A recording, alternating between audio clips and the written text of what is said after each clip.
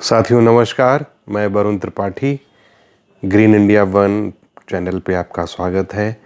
और आज हम लोग सत्य कथा पार्ट 5 पे आपको महाभारत कालीन एक कथा सुनाते हैं।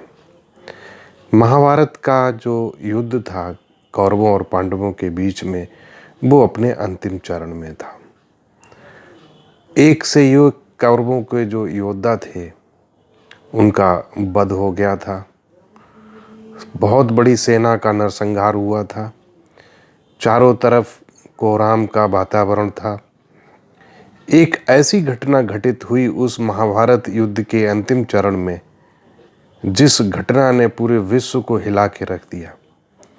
वो घटना थी कि अश्वत्थामा ने रात्रि के समय द्रौपदी के छोटे छोटे बच्चों को, जो सो रहे थे, और सोते हुए छोटे से बच्चों के सर कलम कर दिए। और जब वो उन सरों को लेके दुर्योधन के पास आया तो दुर्योधन भी देखकर हतप्रभ रह गया।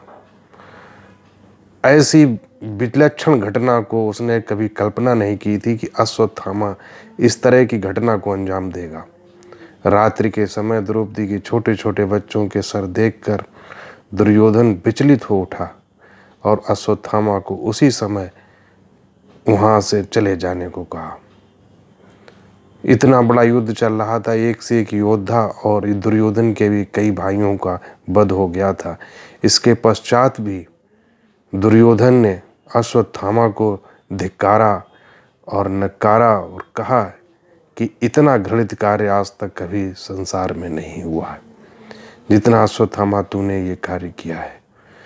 तो इसी कारण है कि आज तक अश्वत्थामा भटकता घूम रहा है। उसकी आत्मा को कहीं भी किसी तरह की संतृप्ति नहीं मिली है। ये एक बड़ी घटना थी और इस घटना को हम लोगों ने ध्यान से नहीं सुना। मित्रों, उसी घटना के संदर्भ में मैं एक और घटना बताना चाहता हूँ कि भारतीय राजनीति में भी इसी तरीके की एक घटना और घटित हुई।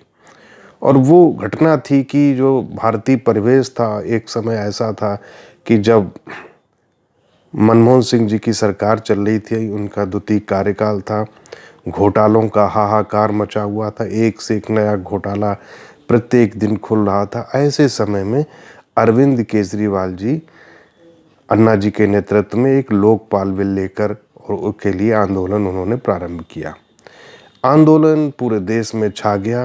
एक गंभीरता से जो उस तरीके का आंदोलन चल रहा था वो चल रहा था, और बहुत अच्छे अच्छे लोग उस समय से जुड़े। तो लास्ट में अंतिम में ये आया कि लोकपाल बिल अगर हमें लाना है, लोकपाल को स्थापित करना है, तो वो पॉलिटिकल यानी कि पार्लियामेंट तरीके से ही, संसदीय तरीका है, तभी आ सकता है। और पार्लियामेंट में बिल तभी पास हो सकता है कि जब हम संसद में हों या संसद में हमारे प्रतिनिधि हों, और वो प्रतिनिधि ही इस तरह की कार्रवाई करें कि लोकपाल की स्थापना हो। तो उसी जन आंदोलन से आम आदमी पार्टी का उदय हुआ। आम आदमी पार्टी का उदय जब हुआ और उसका निर्माण प्रारंभ हुआ, तो पूरे देश भर से एक नई विचारधारा के लोग, जो कि ना तो पूर्णतया वामपंथी विचारधारा के थे, ना समाजवादी विचारधारा के थे, एक नई विचारधारा जिसका कोई नाम नहीं दिया गया था, पूरे देश से अच्छे अच्छे लोग एक साथ जुड़ने लगे और एक बहुत बड़ा इंटेलेक्चुअल विद्वानों का एक संगठन तैयार हो गया। योगेंद्र यादव से लेकर मेधा पाटेकर, मयंक गांधी और जाने कितने लोगों ने अपने नौकरियां छोड़ दी, अपने कार्य छोड़ दिए।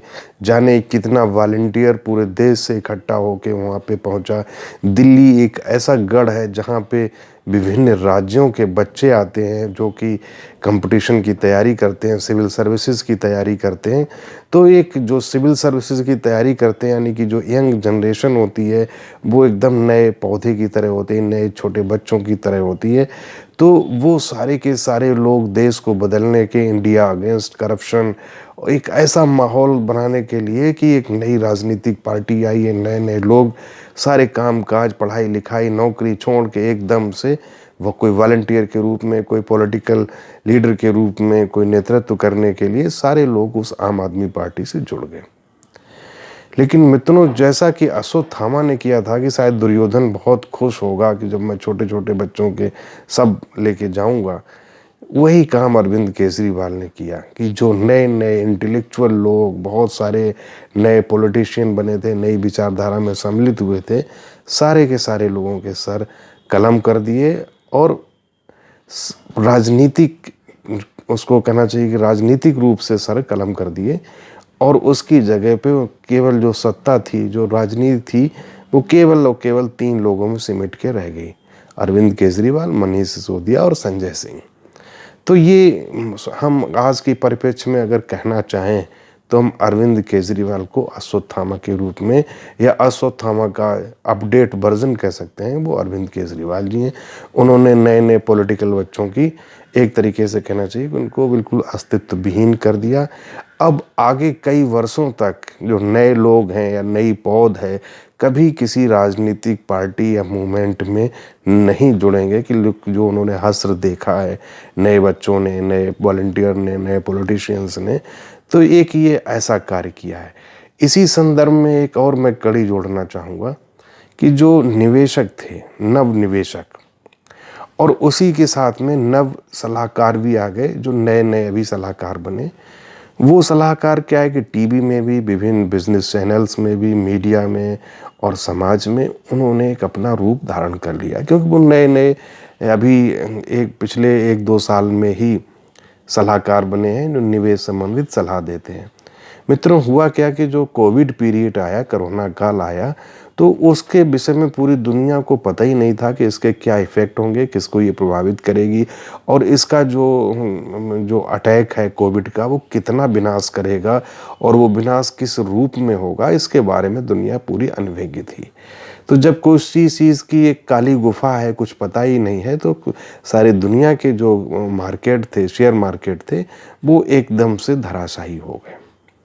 उसमें चाहे कोई शेयर हो, चाहे फार्मा सेक्टर हो, चाहे आईटी सेक्टर हो, या कोई भी चीज़ ऐसी बची ही नहीं थी कि एक साथ, क्योंकि जब पता ही नहीं है कि आगे क्या होने वाला है, तो लोग अपने पैसे को निकाल के एकदम से, जो बड़े निवेशक थे, वो उन्होंने अपने आप को सुरक्षित करने का कार्य प्रारंभ कर दिया।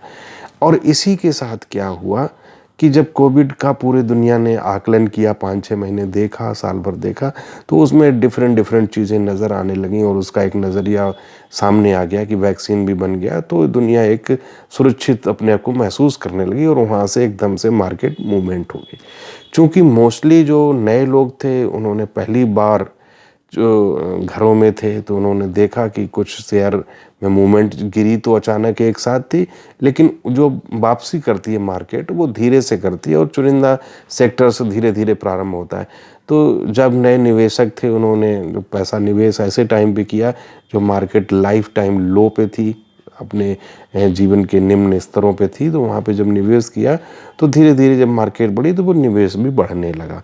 हमने देखा कि वो निवेश लगातार 1 साल तक बढ़ता रहा। तो बढ़ते बढ़ते क्या होता है कि बहुत सारे कुछ आगे चले, कुछ पीछे चले, लेकिन वो एक बाज़ार आगे बढ़ने लगा। इसी में क्या हुआ कि उस वर्ग ने केवल 1 साल तक बढ़ते हुए देखा। तो लोगों में ऐसी कल्पना आ जाती है कि जब मार्केट को बढ़ता हुआ देखते हैं, तो मन में ये आ जाता है कि अब मार्केट बढ़ता ही रहे, बढ़ता ही रहे। लेकिन मित्रों, ये संभव नहीं होता कि कोई चीज़ डेली बढ़ेगी।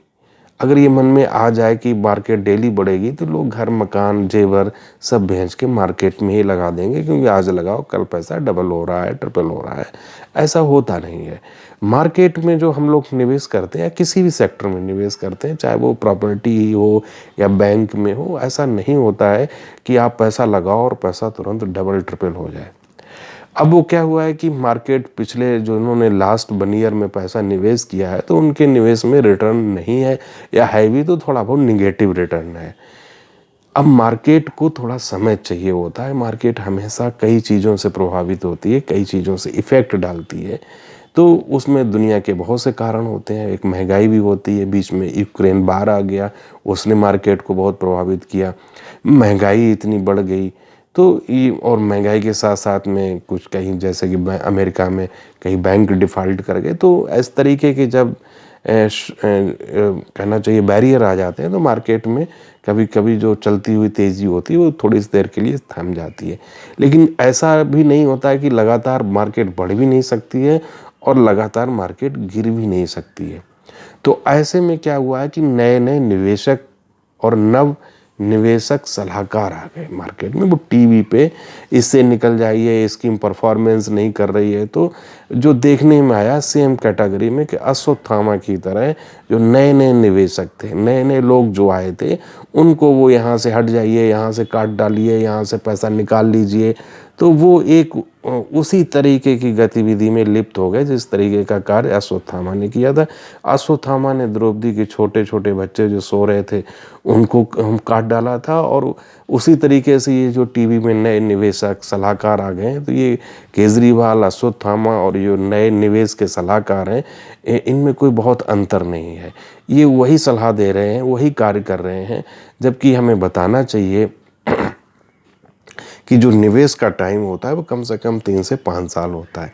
तो हमें कम से कम साल 2 साल तो प्रतीक्षा करनी चाहिए, थोड़ा धैर्य रखना चाहिए। उसी ने यहाँ पैसा बनाया है जिसने धैर्य किया है।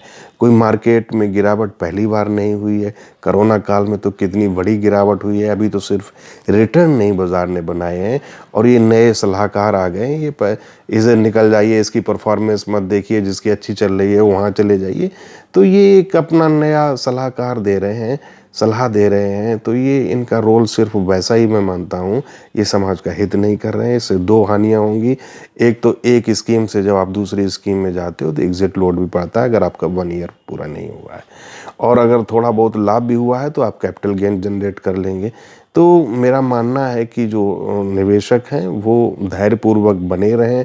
बहुत जल्द ही थोड़े उतार चढ़ाव के पश्चात आपको एक अच्छे रिटर्न दिखाई देंगे। वो हो सकता है 1 महीने बाद लगे या 2 महीना लग जाए, लेकिन बहुत शीघ्र ही आपको इसमें एक पॉजिटिव रिटर्न नज़र आएंगे। ऐसा कभी नहीं हुआ है कि इंडिया की मार्केट को लगभग 150 वर्ष हो चुके हैं, कई सूखा पड़े, कई घटनाएं घटित हुई, हमारे देश के कई प्रधानमंत्रियों का शहीद हुए, उनकी हत्याएं हो गई, बर्ड वार हुआ, युद्ध हुए, कारगिल वार हुआ, और बहुत सारी घटनाएं हुई। इवन कोरोना पीरियड भी हमने अभी पीछे 2-3 साल पहले देखा है। तो हमने इतनी सारी घटनाओं को देखने के बाद भी अगर हम चिंतित हैं और अपने निवेश को इधर से उधर चेंज कर रहे हैं या घबरा रहे हैं, तो ये उनकी वजह से हम घबरा रहे हैं कि जो अश्वत्थामा के रूप में टीवी पे जो नए नए सलाहकार आ गए, जिनको हम लोग नव निवेशक सलाहकार कहते हैं, तो इस तरीके की घटनाओं से हमें बचना चाहिए। मित्रों, होता क्या है कि जो कई बार जो चीज़ें हम आँखों से देखते हैं वो भी सत्य नहीं होती हैं। उदाहरण के लिए हम पृथ्वी पे खड़े हैं और सूर्य की तरफ देखते हैं तो सोचते हैं कि सूर्य जो है वो छोटा है, पृथ्वी बड़ी है, लेकिन क्या ये सच है? ये सच नहीं है। सूर्य बहुत बड़ा है, पृथ्वी छोटी है। तो आँखों से देखा हुआ भी सच नहीं होता है कि हम आज मार्केट में गिरावट देख रहे हैं तो हमें वो गिरावट नज़र आ रही है, लेकिन वो जो आंखों से दिख रही है वो सच नहीं है। उस गिरावट के पीछे कहीं न कहीं बहुत बड़ी तेज़ी छुपी हुई है। दूसरा है कि जब हम किसी ट्रेन में बैठे होते हैं, ट्रेन प्लेटफॉर्म पे खड़ी है, दूसरी ट्रेन चल रही है, हम खिड़की से झाँक रहे हैं तो मुझे आभास होता है कि मेरी ट्रेन चल रही है। तो आंखों से देख रहे हैं मेरी ट्रेन चल रही है, तो लेकिन सच नहीं होता। जब हम दूसरी तरफ देखते हैं तो पता चला कि मेरी ट्रेन खड़ी है और वो दूसरी ट्रेन चल रही है। तो आंखों से देखी हुई बात भी सच नहीं होती है। उसी तरीके से जो आप आंखों से टीवी पे देख रहे हो, जो आपको निवेश के नए नए सलाहें दी जा रही हैं, इन सलाहों से सिवाय नुकसान के और कुछ नहीं होगा। आप लोग जहाँ पे निवेश किए हैं वहीं पे बने रहें। आपको अच्छा रिटर्न विद इन 1 और 2 ईयर मिलेगा। एफडी से कई गुना ज़्यादा होगा। इक्विटी से ज़्यादा मार्केट में किसी भी सेक्टर में रिटर्न नहीं बनता है। यही इस सत्य कथा का भाव था कहने का। और बहुत बहुत धन्यवाद। आप लोग सत्य कथा पार्ट 5 में जुड़े। आप जुड़ने के लिए बहुत बहुत आभार, बहुत बहुत धन्यवाद।